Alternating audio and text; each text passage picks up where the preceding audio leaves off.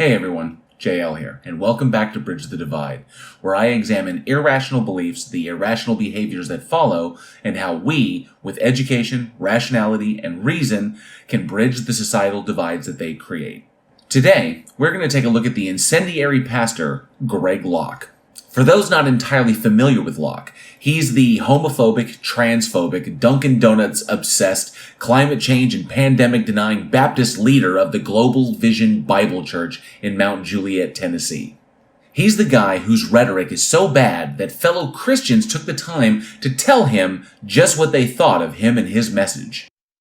Ouch! Doesn't look good, Grego. A hyper-vitriolic pastor known for his fire and brimstone style of preaching, Locke has amassed a sizable social media following of religious fundamentalists and alt-right conspiracy theorists. But that following took a major hit a few days ago when Locke was permanently banned from Twitter. Now, Twitter's official statement was that Locke was banned for repeated violations of its terms of service in regards to misinformation. But I would hazard that another incident may have played a small role in the decision. You see, Locke tweeted out that anyone wearing a mask would be denied services at his church, and that anyone wearing the protective gear was just playing Democrat games, declaring the campus to be mask-free. He also followed up the tweet with the hashtag #FaithOverFear.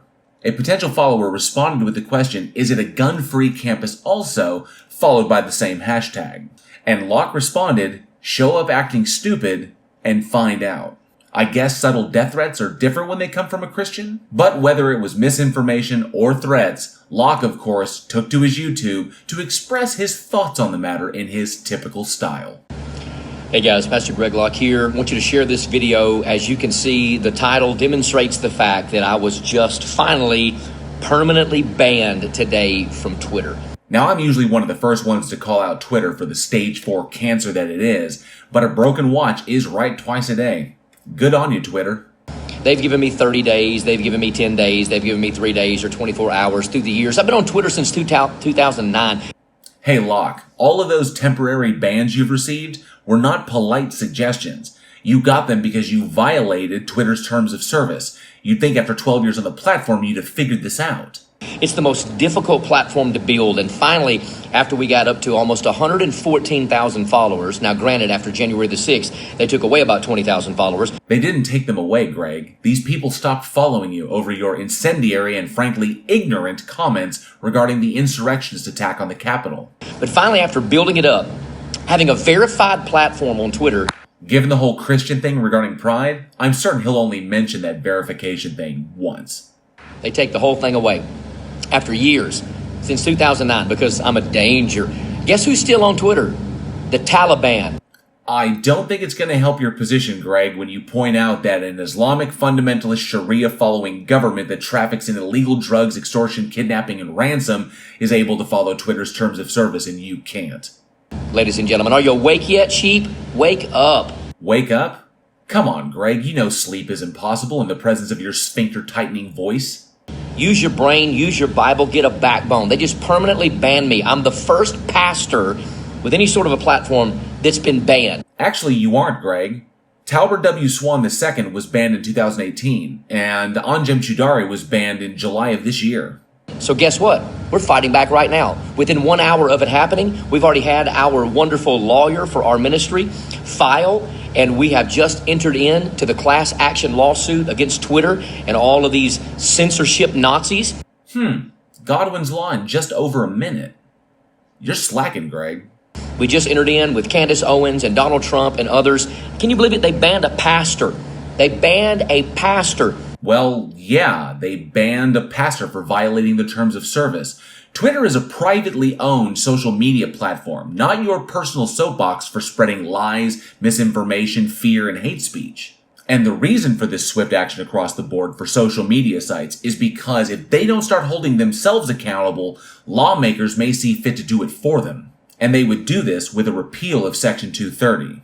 Section 230 of Title 47 of the U.S. Communications Decency Act is what grants immunity to platforms with respect to third-party content. And a full repeal of Section 230 would essentially be a death knell for any social media sites, regardless of their size. And that whole class action thing, yeah, that's not going anywhere. You violated their terms of service, you got banned. You and those other idiots, quite frankly, don't have a case. With a verified public blue checkmark platform on Twitter. Really proud of that verified status. Because I'm a danger. Oh no, it's because they just want to be where they censor us. We're over the target. We're dropping bombs, gospel bombs, political bombs, biblical bombs. Propaganda bombs, misinformation bombs, death threat bombs. They got all the bombs. They don't like what we're saying. I was just permanently deleted on Twitter. My account's not even there anymore. It's unbelievably ridiculous. So yeah, we're going to sue them. We're fighting back. We're jumping into the lawsuit because this is America, ladies and gentlemen. When are you going to wake up? When are you going to get your head out of the sand and recognize that they're trying to take away every right that we have? And the problem is we keep complying. Stop with all the compliance nonsense. Compliance? You mean following the rules? Like the terms of service on a platform that can enforce those terms as they see fit? It's unbelievably asinine at this point. They just permanently deleted my Twitter account. Now, I want you to go to Telegram. It's at Pastor Locke. It's verified. I want you to go to Getter. It's at Pastor Locke. It's verified. I want you to go to Instagram. It's at Pastor Locke. It's verified. Really, really proud. For now, thank God I'm still on, Facebook and YouTube. But I'm telling you, it's unbelievable what they are doing. The conservative Christian censorship is ridiculous. If you don't think persecution is here, you are not paying attention. Could this fucker have a worse first world problem? Getting banned from Twitter is not persecution, Greg. I'd like to think that your wife of 21 years had a worse day when you left her for your secretary. It is unbelievable what we are willing to not stand up against. Oh my goodness, if we say something, they're going to ban us as well. Let them ban us all. Please, ban them all. They're a direct threat to Section 230. Ban them all. We will all stand up and sue them. First pastor to be banned on Twitter with a verified platform? Damn, boy really got off on those blue check marks, didn't he? For simply stating what I believe to be true, what I know to be true in so many cases. So we just entered into the class action lawsuit with Trump and the rest of them. We're going to sue their pants off. I don't care. We'll use the judicial system, what little of it there is left that's not corrupt. Locke is basically shielding himself here from the blowback of a dismissal because both he and his lawyer know they have no case. To push back and say enough's enough. Enough's enough. It's not about getting my Twitter platform back. It's about the fact that they're coming after us. They're doing everything they can to silence our voices. They do not want the message that we preach. That's because the message you propagate is a violation of the terms of service. You know, that lengthy document you didn't read before you signed it when you made your account. It's the one that they update all the time and you just click past the agreement without reading it. You've only yourself to blame, Grego. They do not want the stand that we stand up and propagate. They don't. And yet Christians are like, well, Romans chapter 13, you don't want to punch back. Oh yeah, you got the wrong one. No, they got the right one. I mean, you were verified. You got the wrong one. Yes, we're going to punch back. This is ridiculous. YouTube's next. Facebook's next. They've already demonetized me in every way possible. We can only hope. All of these different platforms. I mean, look what they did to Parler when they took down the president of the United States. Well, Parler functionality sucked anyway. That and the whole traitors to the nation using the platform to plot insurrectionist action against the government thing. Back in January, look what they did to that.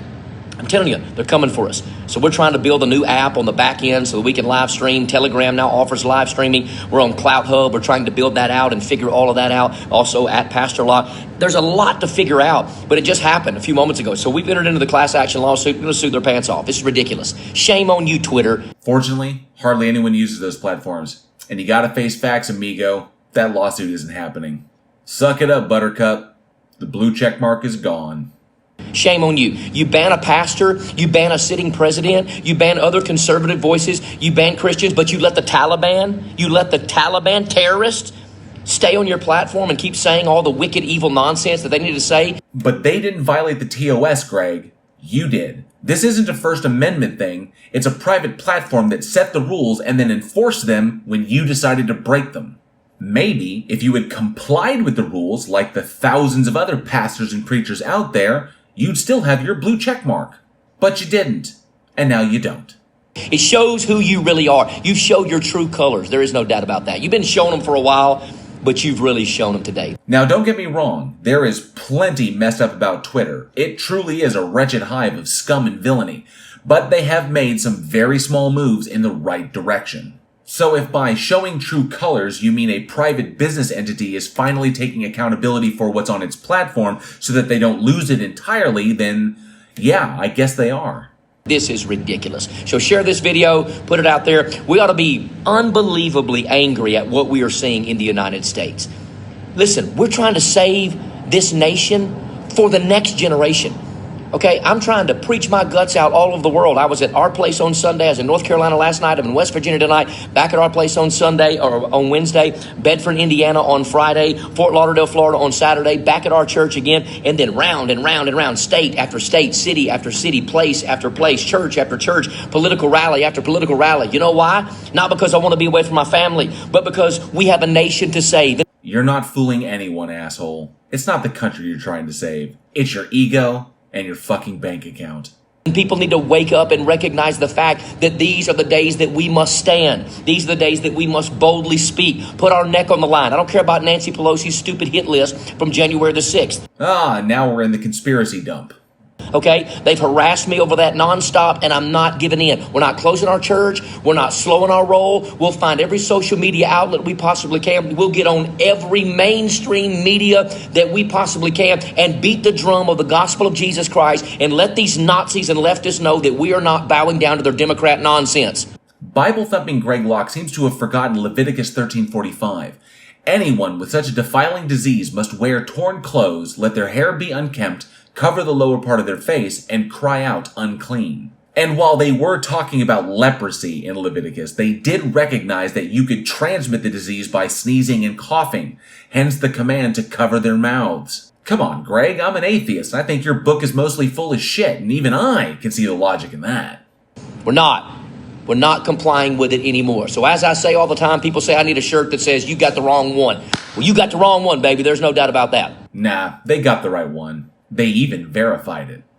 So Twitter, you have now completely banned us, not just censored, banned us. So now we've entered into the lawsuit. We're going to sue back. We're going to push back. You're going to get dismissed. You're going to lose. You have no case. Okay, we'll let the money do the talking, since that seems to be all that you're worried about at this point. Greg, you live in the most capitalistic country on this earth, and the thought of a private company protecting its own business interests over your personal desires never occurred to you? Seriously, man, what planet are you on? But Christians, wake up.